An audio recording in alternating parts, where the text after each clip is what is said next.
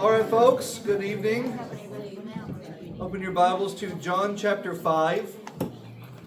We'll begin in verse number 7. John 5, verse 7. Jesus has returned to Jerusalem according to the chronology. Even though it was just a couple of chapters ago, this is actually year 2 of his ministry because it's another Passover since the previous one, which is John 2. So this takes place halfway through his ministry. So even though John leaves out a lot of stuff that is in Matthew, Mark, and Luke.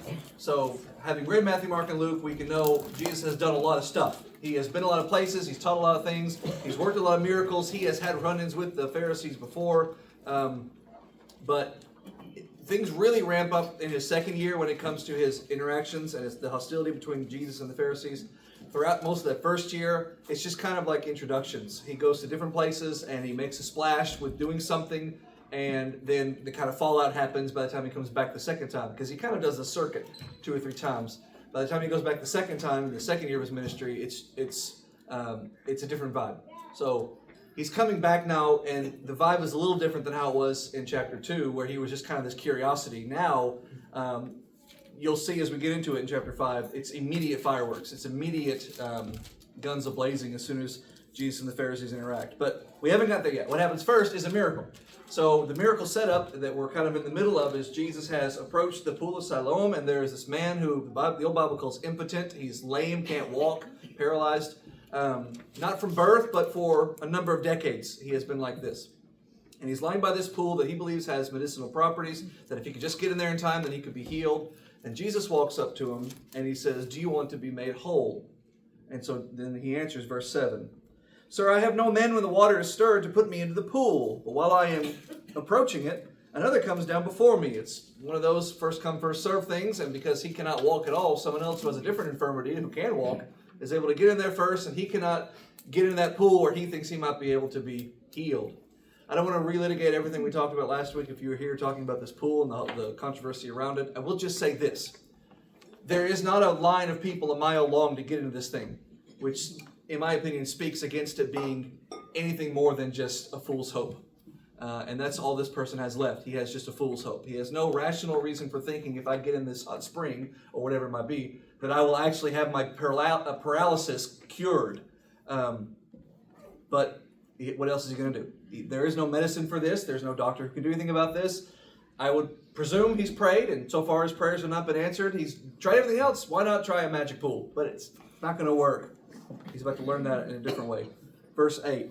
So he says, "I can't get in," as if that's his only option. And Jesus says to him, "Rise, take up your bed, and walk." He says this with authority.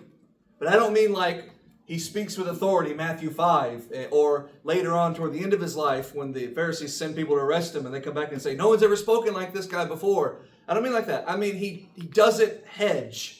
He doesn't hem and haw. He doesn't say, "Well, it might be, maybe you should try.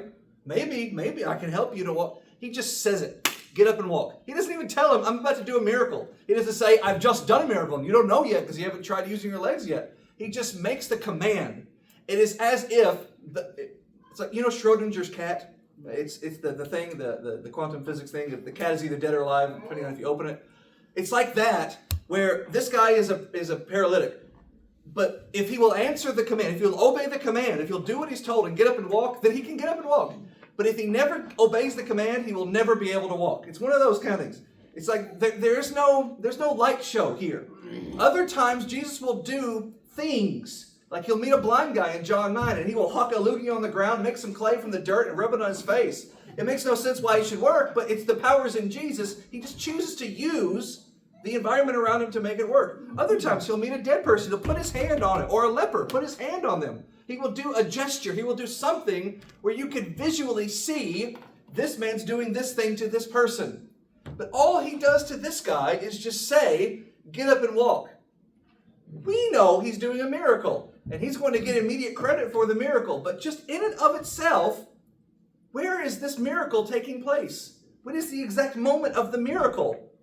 The Bible doesn't say when the miracle takes place. And it's easy to identify when a guy's blind and suddenly he can see. It's easy to identify when a person is a leper and then not a leper anymore. It's easy to identify when a person is dead and they're not dead anymore.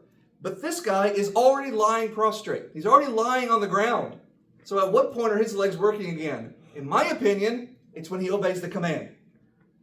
Jesus gave him the power to walk. But if you don't use it, then what good is it? And suppose if I wanted to spin that off, siphon that off into a spiritual application, Jesus has given all of us, every person on the planet, the power to be saved. But what good is his free gift of salvation if you don't take the step, if you don't get up and receive the gift? There's your little application. That's not in John 5. That's an application. All right? I also want to point out, because, we'll get to John. Did we read verse 9 already, or is that what I just did? Yeah. Verse 9. Let's read verse 9. And immediately the man was made whole. But, at what point? Like, what's the exact moment? Was it after he said the thing? That's the vagueness I was getting at. Anyway, that's not the point. The point is, and he takes up his bed and walks, and on the same day was the Sabbath, which that last part will play out for the whole rest of the chapter. I want to make this point. There are people out there today who can fill up arenas and can propagate a gross, not just false doctrine, so it's not just offensive to God, but it's just morally repugnant to other people because they prey on the desperation of people who have no other avenue of hope. They prey on people who are infirm and who will spend money they don't need to spend and send them to these charlatans, these hoodwinkers, these false preachers who will say, if you send me money, I'll utter a prayer through your TV screen. Just touch your TV screen while I'm talking to you, and God will heal you of your disease. And they'll fill up these arenas, and while they're giving their big, giant, long-winded rantings, this person will come down the aisle with crutches. And supposedly they're from your town because he's holding the vigil in your town. And here comes this person who supposedly lives here, but no one knows who this guy is, but he supposedly lives here. And he's got his crutches and he can't walk. And so this guy says his thing, and he does his thing, and the guy jumps back, and suddenly the crutches are gone, and he can walk, and it's a miracle. No, it's not. It's a con. And you fell for it. Not you, I assume you're all intelligent people. But hundreds of thousands of people fall for that all the time. And then that guy leaves, having pocketed a lot of donations, goes 2 towns over, and here comes the same guy, supposedly from their town, with crutches on the other leg this time, and he gets healed too. And we call them faith healers. And when you try to expose them, and you try to say, hey, I've got a thing, can you heal me? And he knows that you know that he can't do squat. He'll say, well, no, I can't heal you because you don't have enough, what? Faith. What faith does this lame man have in Jesus?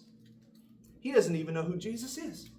He doesn't know Jesus' name. He doesn't know where Jesus came from. He doesn't think he's the Messiah. He's never even thought about the Messiah, as far as we can tell. He doesn't know anything about him, has no interest in that at all. As far as this guy knows, this is just some random guy who has just said to him, get up and walk. And because he suddenly feels a tingle in his left and right legs, he tries it and it works. And then he says, take up your bed and go. And so he takes up his bed and goes. He has no idea who this person is. And there was nothing that Jesus said that required him to have faith in Jesus to obey. The reason he was able to obey Jesus was not a matter of faith. The reason he was able to obey Jesus was solely a matter of the physical, not the spiritual. He did not have to have a faith that Jesus was the Messiah in order to use his legs. All he needed was to use his legs. So this person had zero faith in Jesus. Jesus gave him a command, and he obeyed it faithlessly, and yet he was healed. Because not every miracle. There are times when Jesus, as the healer, puts as a prerequisite for the healing the level of faith that you have, and will not heal if you don't have, etc. But that's at his mercy. It's not like it's a built-in thing where you can't be healed if you don't have faith.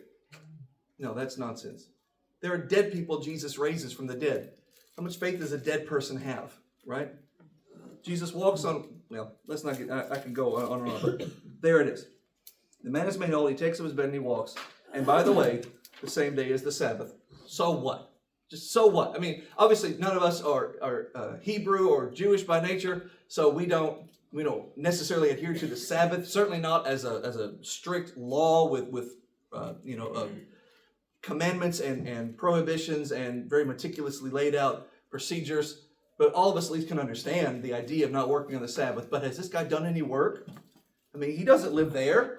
And now he can finally leave there. So going home, presuming his home is not more than 2 miles away, is not work under the law. All he's done is taking up his bed and walking.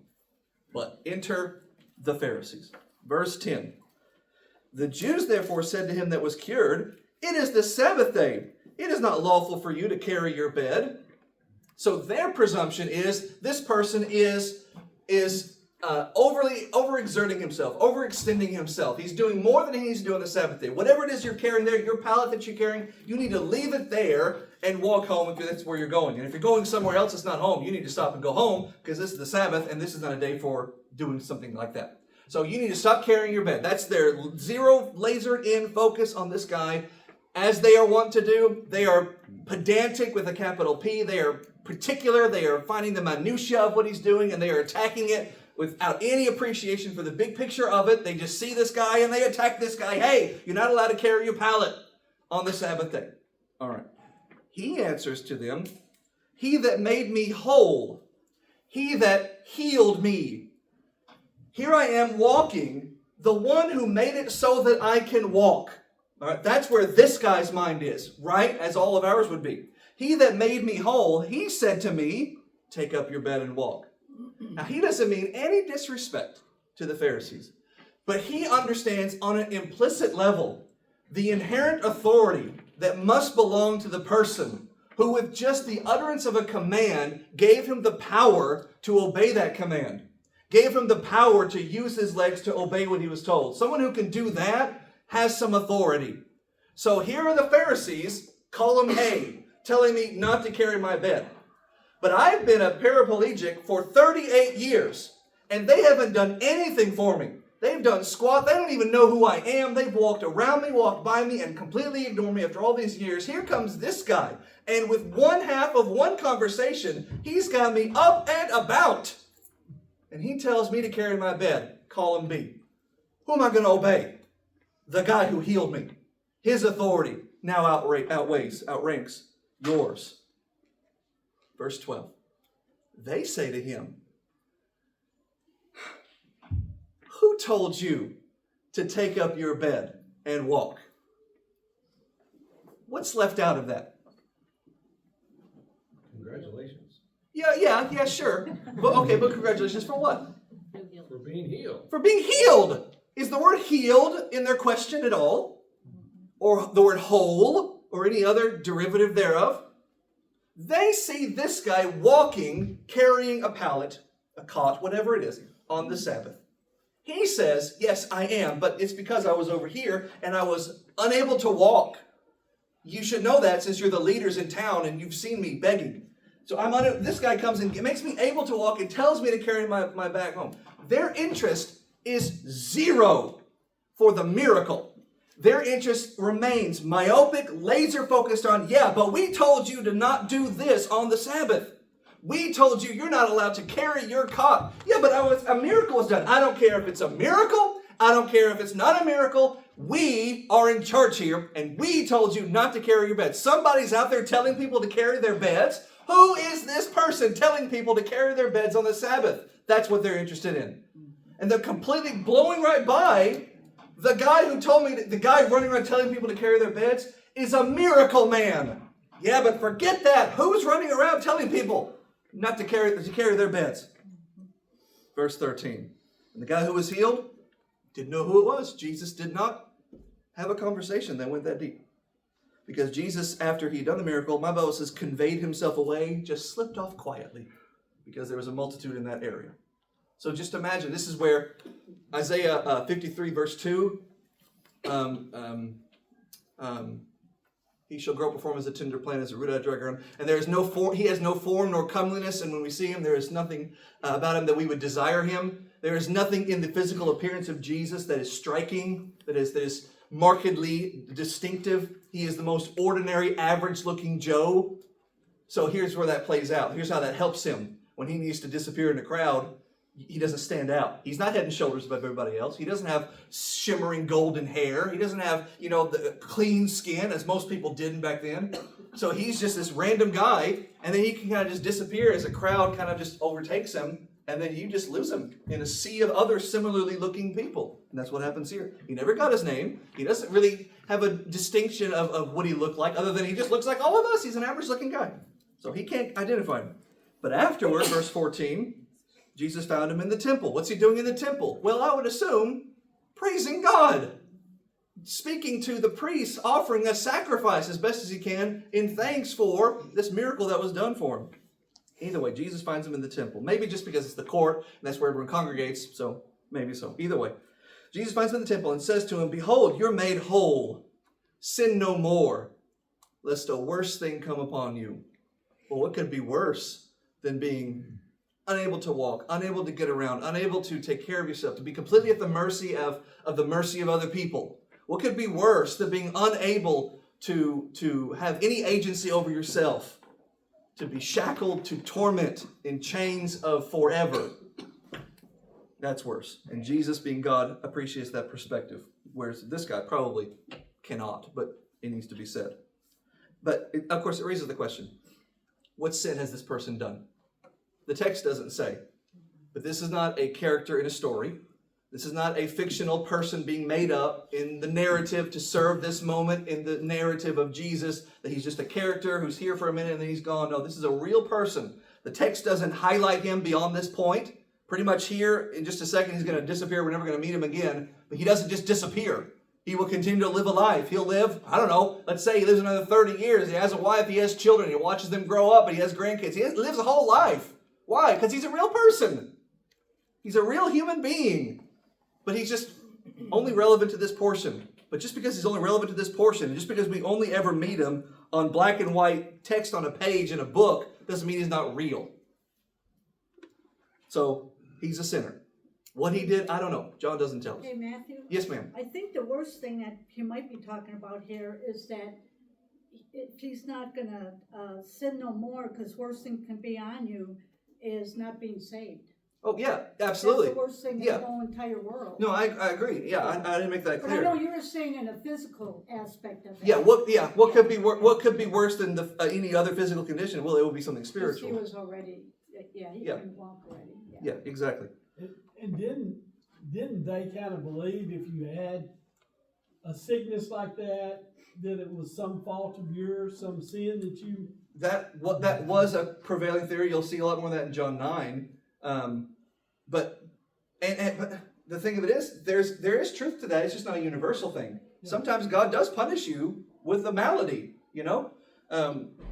Paul strikes Elymas blind. There you go. There's your blind guy. The blind guy in John 9 wasn't struck blind. He was born blind because sometimes just stuff happens. But that guy was struck blind. So it is very well is possible that this person who was not born a paraplegic was struck with such a disorder simply as punishment for sin. But that would be speculation. Yeah. We don't know. But yeah, it's a theoretical thing. The point is, though, he did sin. How do I know he sinned? How does Jesus know he sinned?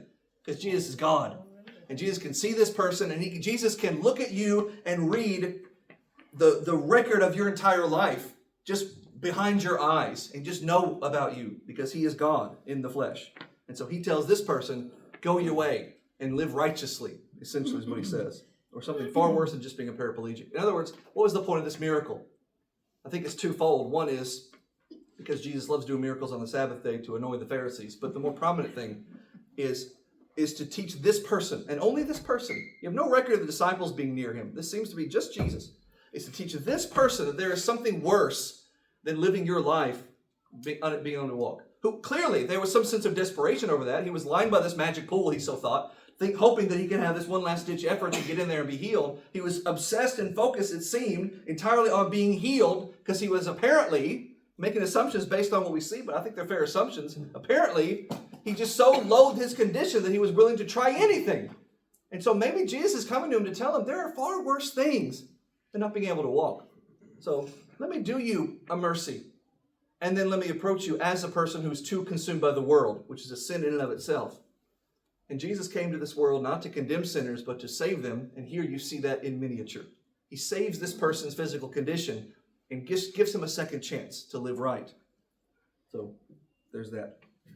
So he departs from Jesus and he immediately goes to the Jews, verse 15. And he says, oh, I found him. There, his name is Jesus. He's right over there. Ratting him out, right? But no. You'll see this again in John 9 when he heals the blind guy and they immediately take him to the Pharisees, which just stirs them up in their anger against Jesus. And you almost want to say, stop going to the Pharisees. They don't like Jesus. But why would they think that? They're indoctrinated from birth to assume these are your betters, these are your authorities, these are your Bible answerers to your Bible questions. So of course you go to them whenever there's a thing, whenever you need something done. Don't go to the Romans, they hate us. Go to the Pharisees, they're on your side. But they're not. They're just these people who have put themselves in a position of power and then they lord over you. Don't go to them. They don't care about you. They'll use you and abuse you to maintain their power, a fact which they demonstrate repeatedly in the text, not just in John 5, but the whole gospel account. So he's not thinking on that level, though. He's thinking of, well, I got to go to my leaders. So he goes to the leaders. Hey, to answer your question, whoop, there he is. His name is Jesus. I met him. Therefore did the Jews, verse 16. My Bible says persecute Jesus. Your Bible say that? First usage of the word in the Gospel of John. It will not be the last. Therefore did the Jews persecute Jesus and sought to slay him. They kind of went from 0 to 60 here, but you got to remember we're in year 2. They've already met him. They've already learned to hate him, and they want to get rid of him. So they're not jumping from 0 to 60. They're jumping from 45 to 60. So therefore did the Jews persecute Jesus. The word persecute means to pressure. It means to put it in a constricted place. So there's no wiggle room, so that you're backed into a corner, forced to kowtow to the one who has put you in that corner. Usually it involves violence, and so we associate persecution with violence.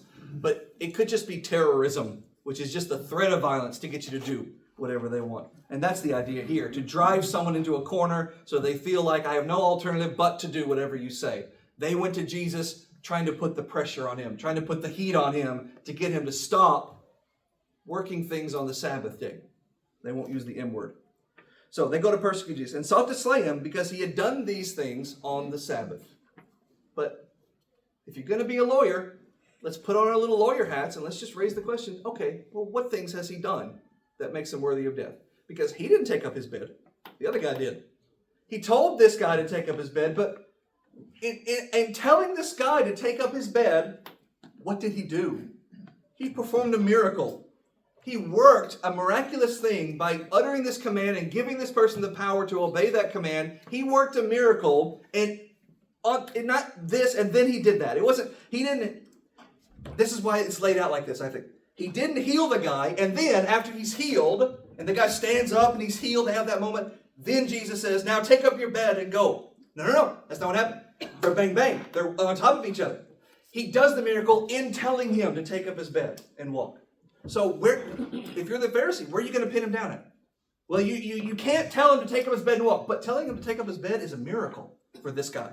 Well, you can't do that. I can't do a miracle? It's against the law of Moses to do a miracle? You see how stupid that sounds? And Jesus will make sure we, the reader, hear just how stupid their position is. He will expose that repeatedly. It becomes a running gag in the book of John. So they go to Jesus and they say, hey, you got to stop making people, you got to stop doing these things on the Sabbath. So Jesus says, verse 17, my Father works on the Sabbath, so I work. Knowing what an inflammatory statement that is. Knowing he's not meeting them halfway. He's not lowering his rhetoric. He is not trying to find some common ground with them. No, he is tripling down on his messianic nature. He will make a statement in a little bit, flat out saying, I have the authority of God. And there's so many depictions of Jesus where he is just this almost timid person, where he is so pathetically small and unboisterous, and that is just not the character of the Master in the New Testament. He is a mild person to mild people. But when he faces the Pharisees, his entire demeanor changes. It's like he stiffens his back. It's because these are the people who have usurped his position without any authority to do so. without any right, and certainly without even trying to live up to all that comes with trying to put yourself as the boss in Israel. And that's what they've done. They tried to make themselves the bosses in Israel. And of all the people on planet Earth, all of whom Jesus came, all the sinners that Jesus came to save, the only ones that really chuffed him were these pretenders, these charlatans, these fake leaders, these hypocrites, which is why when he meets them the first time, he flips the table and strikes the cord with the whip, and he says, "Get out of here. This is not your house. This house is not your Walmart," John 2. It's why when Jesus talks about them, he says, "You snakes." But he doesn't say that to the woman caught in the act of adultery. He doesn't say that to Peter, who has his many, many faults. He doesn't say that to the sinners who come to him, to the outcasts, to the publicans who defraud people, but who feel bad about it. He doesn't say it to any of them. To them, they get nothing but the meek and mild Jesus. They get love, they get smiles, they get blushing red cheeks like Santa Claus. They get all the sweetness and the love and the gentleness. But those guys over there, the oppressors, the abusers, they get his wrath. These get the goodness, and these get the severity of the Lord. So try to hear that in what Jesus says and the way Jesus says it. They say, "Hey, you don't have the right to do these things on the Sabbath." And he hears, "I don't have the right to heal somebody. I, as God, do not have the right to do good for someone because it's on the day of the week that I decided to take off once in history. I take off one Saturday, and now I can never work on Saturday again. You're going to tell God he can't work on Saturday?" No. So Jesus says, no, my Father works. My Bible says hitherto. My Father has worked on Saturday, works on Saturday, and will work on Saturday. He took the first one off, but he works on Saturday since. He tells you to take off Sabbath, the Jews. He tells you not to work on Sabbath and to reflect on that and to recharge, etc., etc., etc. But God will answer prayer on Saturday. God will be stirred into action on Saturday. And if my Father will be, then so will his Son be, Jesus says. As you can imagine, they took that very poorly. Verse 18, they sought, my Bible says, they sought the more to kill him. How do you seek more to kill somebody? Like, once you have made the decision, we've got to kill this person, what is the next step there? Right? They have reached 10. So now they're going to 11. Why not just make that 11? Well, because 11's, why not just make that 10? Because 11's bigger than... They sought the more to kill him because he not only had broken the Sabbath, what did he do to break the Sabbath? That guy over there, who's probably watching, wishing he had never talked to the Pharisees, what did that guy do? He broke the Sabbath, according to Pharisaical tradition. He picked up his bed. Did Jesus? No. He's just standing in the temple. And here come these guys to attack him. How did he break the Sabbath? By telling someone else to break the Sabbath? That doesn't break the Sabbath. That might be some other commandment you might want to argue, but that's not breaking the Sabbath. Matthew, do you think Ma'am. that they looked at him as that was a type of work when he healed? Yeah, but they don't want to admit that. Right. Because how stupid would that be? You can't do a work on the Sabbath. What work did I do? You did a miracle. You're going to look me in the eye and tell me I can't do a miracle? That a miracle is a work? That the law of Moses prohibits a miracle? Stupid. But that's their mentality. He had not only broken the Sabbath, but now he says that God is his Father, which makes himself equal with God, which is a foreign concept to us in our culture, because our Father's not equal to us. And calling someone your dad does not make him equal to you or you equal to him. Almost inherently, someone being your father elevates him. But there's an element of that in Jewish culture. Obviously, certainly, they certainly esteemed and revered and took care of their fathers and grandfathers, etc. But there's another side of that. If your daddy is a carpenter, you don't go to, generally speaking, you don't go to school to learn to be a painter. You go to school, your father is your school, and you stay with him to grow up to be a carpenter. That's just, the trade is passed on. And so here you are, your father is this, and so you will be this, and you will do the same work. It's not about authority, it's about the work that you do. In fact, he's going to make here in just a minute, because he's going to read their hearts and minds and respond to it. So it's more about the work that they do is the same work, the same, equal. So he says God is his Father. He says he does the same work as God. He puts himself on the same tier as God in order to do the work of God. That's the idea. Jesus answered and said to them, Jesus answered? They didn't ask a question. They didn't even make a statement. They just thought within themselves, well, now we've got to kill him more.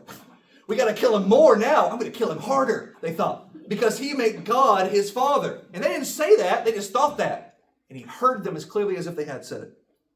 So Jesus answered their thoughts and said, of a truth I say to you, the Son can do, now he just speaks in general terms, but he's talking about himself. A son can do nothing of himself but what he sees his father do. How does a son grow up to be a carpenter? He watches and learns from his father. Right? So, who are you to do these works on the Sabbath? Well, I've just followed my father. My father works on the Sabbath. My father heals people on the Sabbath, and so I heal people on the Sabbath. A son can do nothing that he doesn't see his father do. And whatever he does, whatever the father does, so also does the son do. So you ask me why I did this miracle on the Sabbath, because my father does miracles on the Sabbath. I've seen him do them, and so I follow in his footsteps. And I do the same work that he does. Verse 20. He's establishing, he is not shying away from his equality with God here. And it is a mistake that people sometimes make, and they try to talk about Jesus and his ministry, and they try to say, well, Jesus didn't really talk about how he was the Son of God. You don't really hear Jesus talk about him being the Messiah. Jesus kind of kept that hidden. No, whenever he was asked, Jesus never lied. He never denied. He never shied. He just said it. He didn't always say it explicitly. He didn't start every conversation with, hello, I'm Jesus Christ. We call him that. That's not his last name. He didn't say, hi, I'm the anointed one. He would say, I'm Jesus. And when the back and forth began, he had an opportunity to talk about God as his Father and himself equal with God, doing the work of God, sitting here to do that work. He just laid it all out there. He didn't always explicitly say, I am God incarnate, in the flesh, a human being born of Mary, but dwelling within me is 100% of the divine nature. He didn't break that down. He didn't have a crayon and marker board to explain it to people. No. But he laid that out there whenever he needed to talk about it. And he never shied away from it. So he lays out the case for his equality here to these people who don't even deserve to hear the argument, but they're challenging him, so he's going to answer them. And he stands for himself and stands up for himself. And he says, the Father loves the Son and shows him all things that he does. And he will show him greater works than these, that you may marvel. What? He's already done the healing of a paraplegic. He's done countless other miracles, but just in John 5. And yet still, there is more to come that you will see and you will marvel at. Not they will marvel, not some will marvel. He says, you hard-hearted Pharisees who want to kill me for the miracle that I've done. Because you so don't want to admit to yourself that I can do the miracle. You want to lie to yourself and then kill me and put me out of your thoughts and minds. You who have that mentality will see me do more miracles, and whether you want to admit it or not, you will marvel at them. 21. For as the Father raises up the dead, where did that come from? Well, they did just threaten to kill him, so it's on his mind. But 2, he just told them, I'm going to do more than that. I made a guy who was alive but couldn't walk get up and walk. Watch me do it when he's dead. Make him get up and walk. The Father raises the dead and quickens them. So also will his Son do the same work. And it won't matter if it's Tuesday. It won't matter if it's Thursday. It will not matter if it's Saturday. If they're dead and I want them to get up, I'm not looking at the calendar. I'm just telling them to get up. Elisha raised up the Shunammite's daughter. Shunammite woman's daughter. Elijah raised up Zarephath's widow. Some guy just randomly fell on the bones of Elisha and was resurrected. There'll be other resurrections, but already it had happened. The Sadducees, the other major sect of the Jews, the Sadducees were sad, you see, because they didn't believe in resurrection, they didn't believe in miracles, they didn't believe in the supernatural. So they just walked around like grumpy people thinking this life was all that there was. What a terrible way to live. But the Pharisees believed in miracles. They just didn't believe that Jesus could do them under their preordained timeline. So he says, no, I do these works, and I'll do better than works. I'll bring people from the dead. You say I can't make a guy who can't walk? I'll make a guy who can't live. Double down. 22. For the Father judges no man, but has committed all judgment to the Son. Where'd that come from? Well, He's talking to a bunch of judgmental people, isn't he? He's talking to a bunch of people. He, having the equal status and the same authority of God, is talking to these charlatans, these pretenders, these fake wannabes who have the audacity to dare challenge his authority, to judge him. He says, no. I am equal with the Father. And we want to kill you for that. Yeah, well, I am. And being equal with the Father means the Father judges, so I have the authority to judge. I have the power to judge. Verse 23. Wait, I want to read 22 again. Yeah. The Father judges, but has committed all judgment to the Son. Right. 23. That all men should honor the Son. God, the Father, has given to me all of the authority to judge. He has not given a scintilla of that authority to you. And yet here you are judging me. But the Father has given all authority to judge to me. So, in other words, if I want to go to this guy on Saturday and say, get up and walk, and if you want to say that's a work, then I will say, because God has given me the judgment power to say, I judge this not be work. And you can't do anything about it but sit there and be grumpy. 23. He's given me that authority so that all men should honor the Son. This is not the meek and mild, quiet, tender, soft-spoken Jesus of Hallmark. I don't think Hallmark shows Christian movies. Of whatever network channel watches Christian movies. This is not that Jesus. This is the Jesus that says, I demand, I deserve your honor. I deserve you to be in awe of what I have done. You should not be standing there straight-backed, eyes of fury. You should be on your face, kissing my feet, thanking me for coming into your presence to do this miracle that you and your eyes have been able to see. That's what he says. He has given me the right to do this so that you might honor me, just as you honor the Father. And he that honors not the Son, that's me, he says, does not honor the Father who sent him. Honor, timao, to cherish, to esteem great honor, to view as a prize. They view Jesus that way. They view Jesus as a nuisance, as a thing to get rid of because he was a threat to them. 24. Sensing that these hard-hearted people aren't listening, he says, verily I say to you, he that hears my word and believes on me has everlasting life. A worse thing will come upon you. Has everlasting life, and shall not come into condemnation, but is passed from death unto life. Verily I say to you, the hour is coming, and now is, when the dead shall hear the voice of the Son of God, and they that hear shall live. The day will come when I will call up to get up and walk the dead. And I, who judge that an appropriate use of my power, will then judge them for all that they have done. That's the work that he does. 26. For as the Father has life in himself, in other words, as God is the very idea of life personified, because before God there was no life.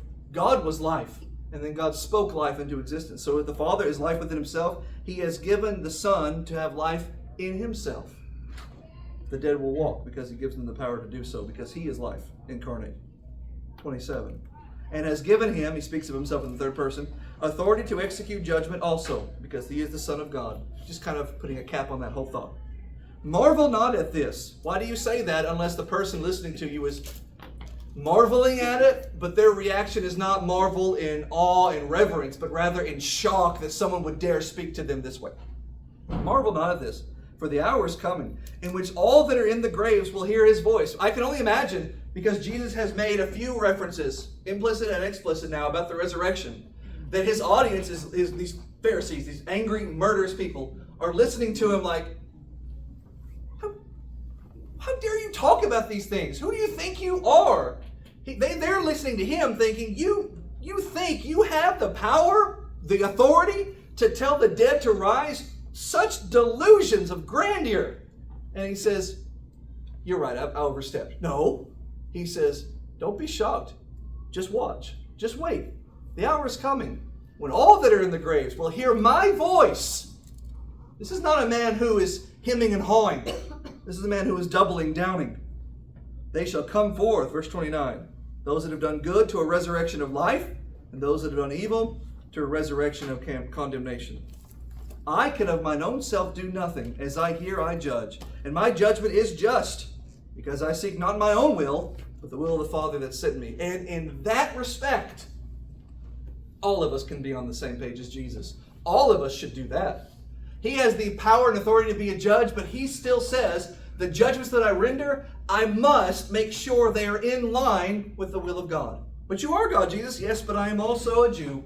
I'm also a person born of Mary 30-something years ago. I'm a man living here under the precepts of the law of Moses, and I pray to my Father, and I seek my Father's will, and I do what my Father says, and in that sense we emulate. In that sense, the decisions that we make and the actions that we do, we make sure they're in line with God. He plays both those roles in himself.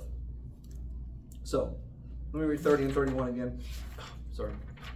I can of mine own self do nothing. As I hear, I judge, and my judgment is just, because I seek not my own will, but the will of the Father who sent me. He'll say in chapter 17, I and my Father, you and I, we're one, and I want all of us to be one as we're one. If I bear witness of myself, my witness would not be true. If I was the only person standing in my corner, if I was the only one defending myself, if I was the only one saying, you can trust me because if I was the only voice speaking up on my own behalf, why would anyone ever listen to me? Why would anyone believe me? But I have witnesses who have spoken for me. Even if I was doing miracles and I was just doing power just on my own, and I wasn't speaking the word of God, and I wasn't verifying that I was doing the will of God with these miracles, then you could conclude that I was a demon, working the will of demons, doing powerful acts that demons can do, which will in fact be an accusation they level against him. The reason it doesn't work is because what he does with his power is cast out demons, among other things.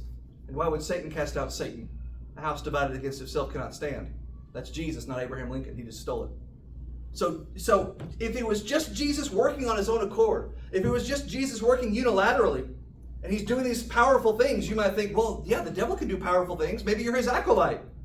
But he is not just working on his own accord. He has people in his corner who are saying, you should listen to this guy. This guy is God. They're standing on either side of him. Who are they? The Father and the Spirit. We'll get that in a minute. Verse 32, there is another that bears witness of me, and I know that the witness which he witnesses of me is true. Now, there's John. He's going to mention him, but John's not the only witness. But let's get John out of the way. 33. You sent unto John. You sent for John. You asked John to talk to you, to give you his credentials. And he bore witness unto the truth. John didn't work miracles. He was just a prophet. But I received not testimony from man.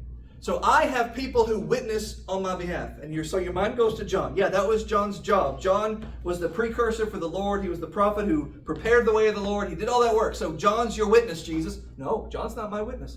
I mean, he did, but that's not the witnesses in my corner. Because what good would that be? He's just a guy. I have much bigger witness than that. I receive not my testimony from man, but these things I say that you might be saved. Here is what you can say about John. He was a burning and a shining light, and you were willing for a season to rejoice in his light. But I have a greater... Shoot! That's okay. It gets really good, because they're going to challenge him on a point, and he's just going to take their challenge and completely turn it around on them, and that's next week. We'll finish the argument back and forth with them next week. John 5:35 next time. Thanks.